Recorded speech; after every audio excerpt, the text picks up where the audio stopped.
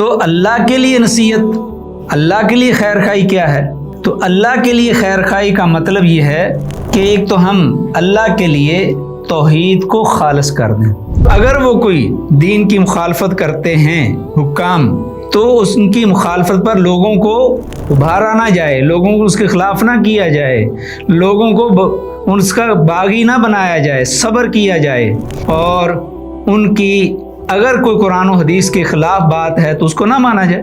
لا طاعت لمخلوق فی معصیت الخالق۔ ایک صحابی رسول فرماتے ہیں کہ اگر چاہو تو میں اللہ کی قسم اٹھا کر کہہ سکتا ہوں، اللہ کو اس کے بندوں میں سے سب سے زیادہ وہ بندہ محبوب ہے جو اللہ کی مخلوق میں، جو اللہ کی مخلوق کے دلوں میں اللہ کی محبت پیدا کرتا ہے اور انہیں اللہ کا محبوب بناتا ہے اور ان کی خیر خواہی کرتا ہے اور ان کی بھلائی کے لیے دن رات کوشش کرتا ہے۔ ظفر بشرح الأربعين من سنة الهادي الأمين۔ الحمد للہ رب العالمین والعاقبۃ للمتقین والصلاة والسلام علی رسولہ الکریم، اما بعد۔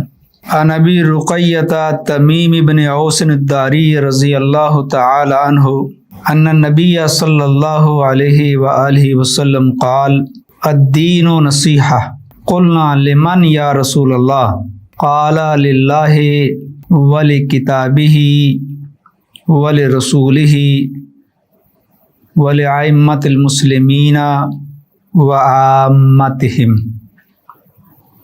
رواہ مسلم رحمہ اللہ۔ 40 نوویہ کی یہ ہماری حدیث نمبر 7 ہے۔ اس کا عنوان ہم یہ دے سکتے ہیں کہ دین خیر خواہی کا نام ہے۔ صحیح حدیث مبارکہ ہے، نبی اکرم صلی اللہ علیہ وسلم کو اللہ تعالیٰ نے جوامع کلم عطا کیے تھے کہ کوزے کو دریا میں بند کر دینا، دریا کو کوزے میں بند کر دینا، یہ اللہ تعالیٰ نے آپ کو ایک خاص آپ کے لیے ایک اللہ کی عطا تھی کہ چھوٹی سی بات کو، ایک بڑی چیز کو ایک چھوٹی سے جملے کے اندر سمو دینا۔ تو اس کے اندر بھی چھوٹی سی حدیث مبارکہ ہے لیکن پورے دین کو سمو دیا گیا ہے۔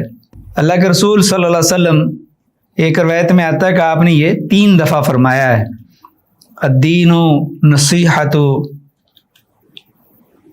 ثلاثا، 3 مرتبہ آپ نے فرمایا کہ دین نصیحت ہے۔ تو صحابہ کرام نے پوچھا کہ اللہ کے رسول یہ کس کے لیے ہے؟ تو آپ نے آگے سے جواب دیا، نصیحت کس کے لیے ہے؟ اللہ کے لیے، اللہ کی کتاب کے لیے، اللہ کے رسول کے لیے، مسلمان حکام کے لیے، امراء کے لیے، جو مسلمانوں کے حکام ہیں، رؤساء ہیں، ائمۃ المسلمین و عامتہم، اور یہ دین نصیحت ہے عام لوگوں کے لیے۔ اب لفظ نصیحت، نصیحہ، اس کی اگر ہم لغوی تعریف دیکھیں تو اس کے معنی بنتے ہیں اخلاص، پاکیزگی، طہارت، اور اسی سے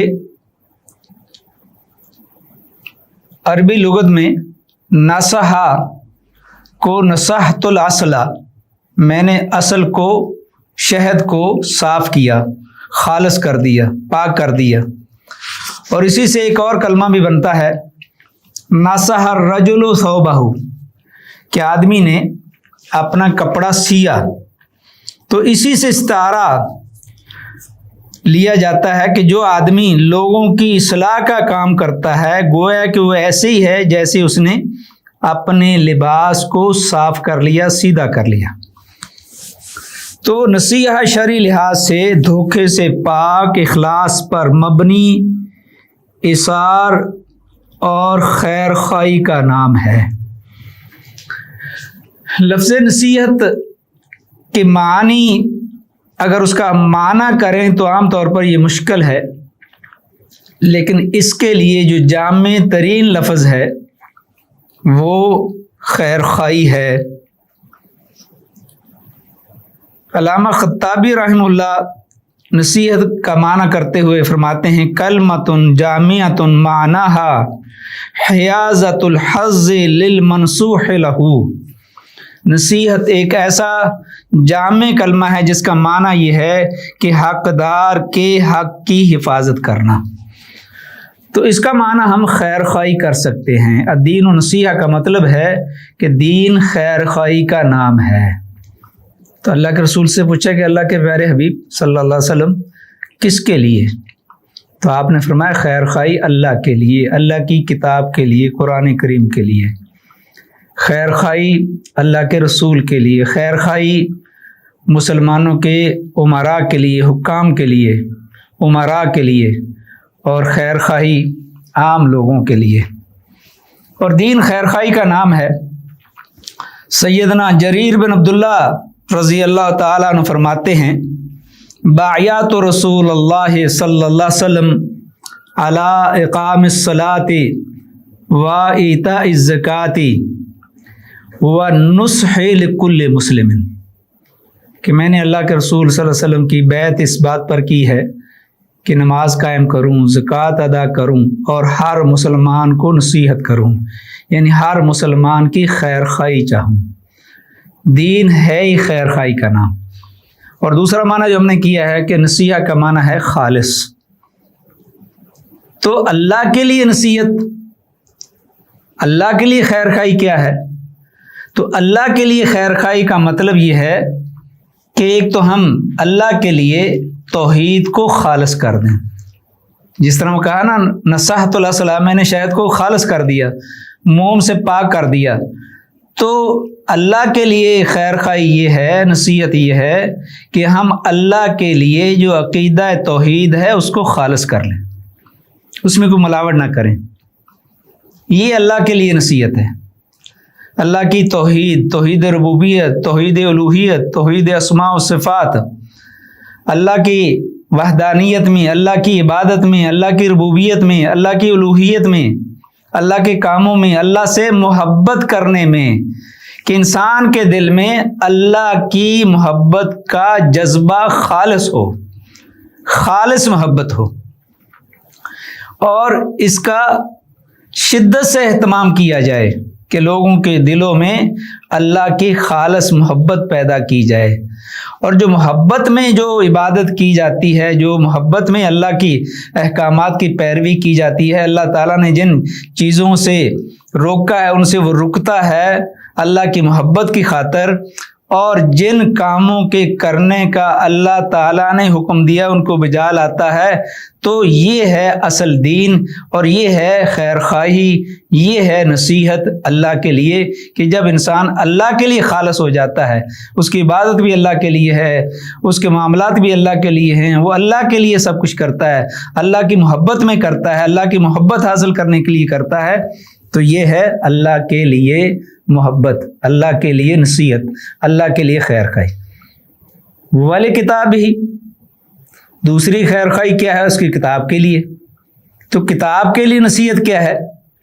کہ اس کتاب سے، اللہ کی کتاب سے شدید محبت کی جائے، اس کو، اس کی محبت کو، اس کی عظمت کو اپنے دل میں جگہ دی جائے، بٹھایا جائے، کیونکہ یہ خالق کائنات کا کلام ہے، یہ رب کا کلام ہے، مالک کا کلام ہے، اللہ کا کلام ہے۔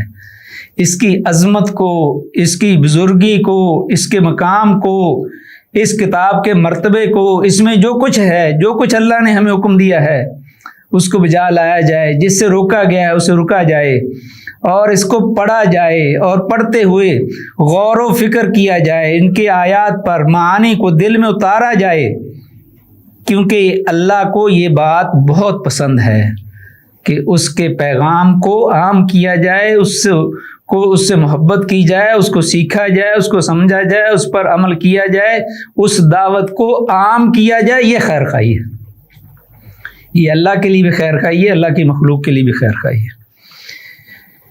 اس کے بعد وَلِرَسُولِهِ النصیحۃ للہ ولکتاب ہی ولرسول ہی، تو اللہ کے رسول کے لیے جو نصیحت ہے وہ کیا ہے کہ اللہ کے رسول صلی اللہ علیہ وسلم سے بھی اسی طرح خالص محبت کی جائے، آپ کو خاتم الانبیاء مانا جائے، آپ کے لائے ہوئے دین کی پیروی کی جائے، آپ کی تعلیمات کو، آپ کے احکامات کو مانا جائے، جس سے آپ نے روکا ہے اس سے رکا جائے، آپ سے محبت کی جائے۔ محبت کا تقاضا یہ ہے کہ اللہ کے رسول صلی اللہ علیہ وسلم کو دل و جان سے، ہر چیز سے بڑھ کر آپ سے محبت کی جائے، آپ کی توقیر کی جائے۔ اور یہ توقیر، یہ محبت صرف زبانی کلامی نہیں بلکہ عملی طور پر اس پر عمل کیا جائے، اس کو عمل میں داخل کیا جائے۔ اور اللہ کے رسول، یہ جو جب حدیث اللہ کے رسول صلی اللہ علیہ وسلم نے بیان فرمائی تھی، جب آپ دنیا میں موجود تھے تو آپ کی نصرت کی جائے، آپ سے محبت کی جائے، آپ کی ہر بات کو اطاعت کی جائے، آپ کو کوئی تکلیف نہ دی جائے۔ جب آپ دنیا سے چلے گئے ہیں تو اب آپ کا جو پیغام ہے، جو خیر خواہی کا پیغام ہے، جو دین کا پیغام ہے، جو انسانوں کی بھلائی کا پیغام ہے، دین اصل میں بھلائی ہے انسانیت کی، لوگوں کی، اللہ کی مخلوق کی۔ اللہ کو سب سے زیادہ عمل یہ انسان کا پسند ہے کہ اللہ کے بندوں کی خیر خواہی کی جائے، اللہ کے ساتھ اللہ کی مخلوق کی خیر خواہی کی جائے، ان سے محبت کی جائے، ان کے کام آیا جائے، ان کی ضرورتوں کو پورا کیا جائے۔ تو اللہ کے رسول کی یہ تعلیم ہے۔ اللہ کے رسول کی ان تعلیمات کو عملی طور پر اس پر عمل کرنا، عمل میں لانا، یہ اللہ کے رسول سے خیر خواہی ہے۔ اس کے بعد ائمۃ المسلمین کی خیر خواہی کیا ہے؟ اب دیکھیں، اسلام نے کوئی چیز چھوڑی نہیں، اللہ کے لیے، کتاب کے لیے، رسول کے لیے، اور پھر اس کے بعد حکام کے لیے۔ حکام کی خیر خواہی کیا ہے؟ ان کی نصیحت کیا ہے؟ کہ ان کی مدد کی جائے، ان کے اچھے کاموں میں ان کا معاون بنا جائے، ان کی خیر خواہی کی جائے، اگر ان کو ضرورت ہو تو ان کو نصیحت کی جائے، اچھے طریقے سے، اچھے الفاظ میں، خیر خواہی کے جذبے سے۔ اور اگر وہ کوئی دین کی مخالفت کرتے ہیں حکام، تو ان کی مخالفت پر لوگوں کو ابھارا نہ جائے، لوگوں کو اس کے خلاف نہ کیا جائے، لوگوں کو اس کا باغی نہ بنایا جائے، صبر کیا جائے۔ اور ان کی اگر کوئی قرآن و حدیث کے خلاف بات ہے تو اس کو نہ مانا جائے۔ لا طاعۃ لمخلوق فی معصیۃ الخالق، کہ کسی کی بھی، وہ حاکم ہو، وہ عام ہو، اگر کوئی اللہ کی مخالفت کرتا ہے مخلوق میں سے تو پھر اس کی کوئی فرما برداری نہیں، کوئی اطاعت نہیں ہے۔ تو حکام کے لیے خیر خواہی یہ ہے کہ ان کے اچھے کاموں میں ان کا معاون بنا جائے، اور ان کو نصیحت کی جائے، ان کی اطاعت کی جائے اچھے کاموں میں، بھلائی کے کاموں میں، اور فتنے اور فساد سے بچا جائے، فتنہ برپا نہ کیا جائے۔ تو یہ ان سے، حکام سے خیر خواہی ہے۔ آخری بات ہے کہ عام لوگوں کے لیے خیر خواہی۔ عام لوگوں کے لیے خیر خواہی کیا ہے؟ کہ ان کی خیر خواہی یہ ہے کہ انہیں بھی دین پہنچایا جائے، دین سمجھایا جائے، صحیح دین ان تک پہنچانا، صحیح رہنمائی کرنا، اور ان کے لیے عام حالات میں وہی پسند کرنا جو انسان اپنے لیے پسند کرتا ہے۔ اللہ کے پیارے حبیب صلی اللہ علیہ وسلم کا ارشاد گرامی ہے، لا یؤمن احدکم حتی یحب لاخیہ ما یحب لنفسہ۔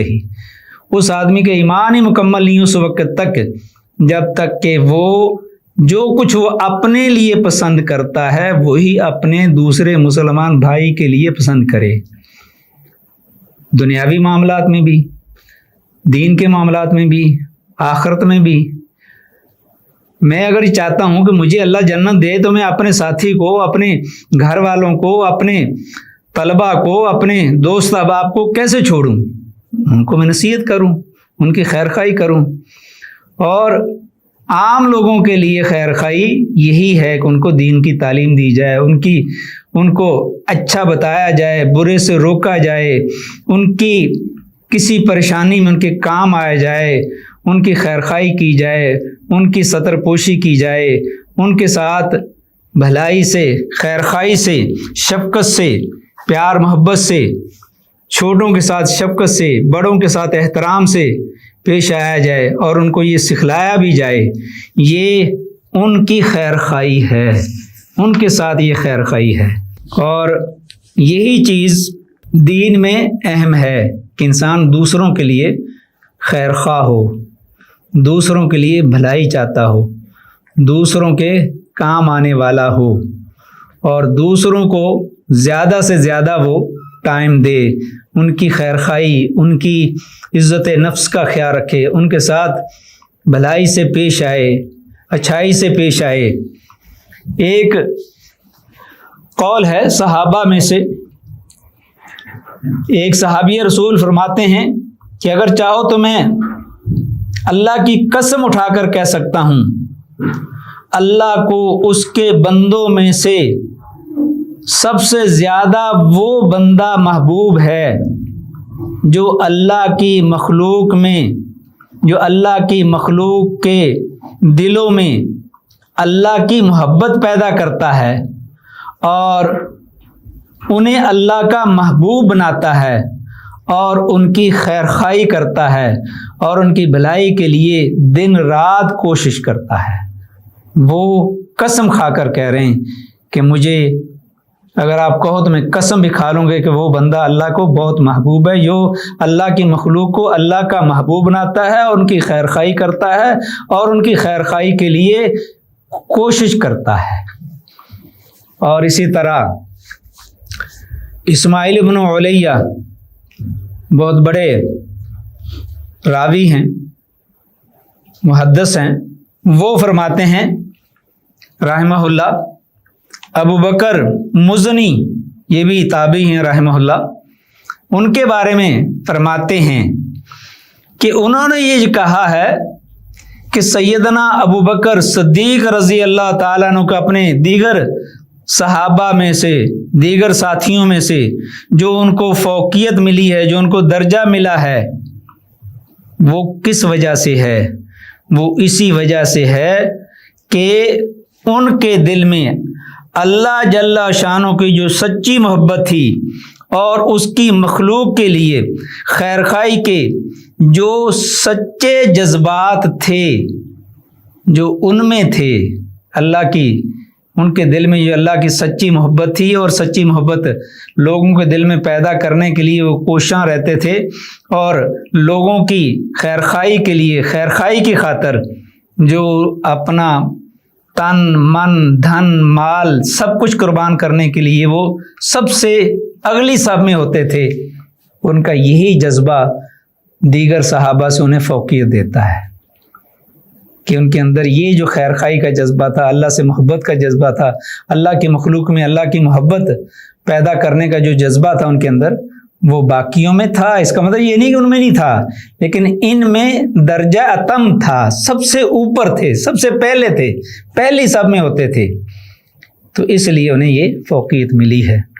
تو یہ حدیث مبارکہ ہمیں خیر خواہی کے جذبے سے اللہ کے لیے، اللہ کی کتاب کے لیے، اللہ کے رسول کے لیے اور حکام کے لیے، عام لوگوں کے لیے خیر خواہی کے جذبات رکھنے کی طرف ہمیں ترغیب دیتی ہے کہ ہم اس بات پر سوچیں، غور کریں اور خیر خواہی کے جذبات اپنے ذہان میں پیدا کریں اور خیر خواہی کو عملی طور پر بھی لوگوں میں عام کریں۔ اس کے بعد حسب سابق ہم حدیث کے کچھ فوائد بیان کرتے ہیں۔ تو اس حدیث کا پہلا فائدہ یہ ہے کہ یہ حدیث اس بات کی واضح دلیل ہے کہ ہر مسلمان پر یہ واجب ہے کہ وہ اپنا اور اپنے علاوہ ہر شخص کا خیر خواہ ہو۔ انسان کو دوسروں کا خیر خواہ ہونا چاہیے، اپنا بھی، سب سے پہلے اپنا ہے، اپنا اور دوسروں کا وہ خیر خواہ ہو، یہ اس کے اوپر لازم ہے۔ یہ پہلا فائدہ ہے۔ دوسرا فائدہ یہ ہے کہ خیر خواہی کے نصیحت کے کچھ آداب ہیں جن کا لحاظ کرنا ضروری ہے تاکہ اس کے مقاصد پورے ہو سکیں۔ تیسرا فائدہ یہ ہے، اس حدیث میں نصیحت کو دین کہا گیا ہے، دین اسلام کہا گیا ہے۔ نصیحت کرنا، دوسرے کی خیر خواہی چاہنا، یہ دین اسلام کا حصہ ہے، دین اسلام ہے۔ چوتھا فائدہ اس کا یہ ہے کہ اللہ کے لیے نصیحت مسلمانوں سے کسی بھی صورت میں ساکت نہیں ہوتی، ان کو نصیحت کرتے رہنا چاہیے، نصیحت ضروری ہے۔ اور نصیحت اس بات کا تقاضا کرتی ہے کہ جس کے لیے نصیحت کی جائے اس سے محبت بھی کی جائے۔ آپ اگر اللہ کے لیے نصیحت کر رہے ہیں، اللہ کی کتاب کے لیے، اللہ کے رسول کے لیے، ائمہ کے لیے اور عام لوگوں کے لیے نصیحت کر رہے ہیں، تو یہ اس بات کا نصیحت خیر خواہی تقاضا بھی کرتی ہے کہ آپ ان سے محبت کریں۔ آپ کے دل میں ان کی محبت ہوگی تو آپ ان کے لیے کچھ کریں گے، تو ان سے محبت بھی کی جائے۔ چھٹا فائدہ اس حدیث کا یہ ہے کہ اللہ کے احکامات پر استقامت اختیار کرنا انسان کی اپنی ذات کے لیے نصیحت ہے، کہ اگر آپ دوام، استقامت، ثابت قدمی، استمرار جو بھی کام کرتے ہیں اس کو ثابت قدمی سے کرتے ہیں، ہمیشگی سے کرتے ہیں، یہ نہیں کبھی کر لیا کبھی چھوڑ دیا، تو یہ انسان کی اپنے لیے خیر خواہی ہے۔ اللہ سے دعا ہے کہ اللہ تعالی ہمیں اس حدیث پر کما حق ہو عمل کرنے کی توفیق عطا فرمائے۔ اللہ ہمیں تمام مسلمانوں کا، حکام کا، اللہ کی کتاب کا، اللہ کے رسول کا خیر خواہ بنائے اور ہمیں نصیحت کرنے والا بنائے۔ وآخر دعوانا الحمدللہ رب العالمین۔